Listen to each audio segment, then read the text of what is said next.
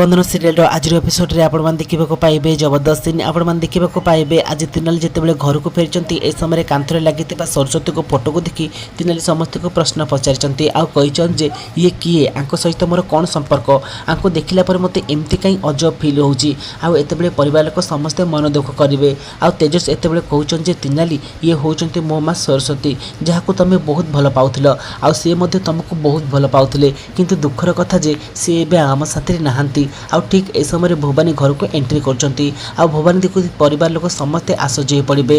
आते बड़े मल्लिक कहउछन जे अरे ए घर कबाट खोला अच्छी बोली जे नाई सी घर को मन इच्छा पशि आसो ए घर कौन धर्मशाला है जाओ तुम एठार बाहर जाओ। आउ एमती कहवा शुणी समस्ते आश्चर्य पड़े। एतबेले महेंद्र कहबे जे अरे भवानी तुमको ए घर को आसवा किए कहला तुम एते साहस ए घर एते अनिष्ट कला पर भी तुम कौ मुने ए घर को आस जाओ मो घर बाहर जाओ। आते जन वकिल आसी कहउछन जे मो क्लाइंट को तुम एमती बाहर कर पारिबनी कहीं ए पर्यंत से कोर्ट में दोषी ही नहीं। आ जब तुम मान सहित किसी भी खराब संपर्क करना ताले सांगे सांगे तुम मानक जेल हो।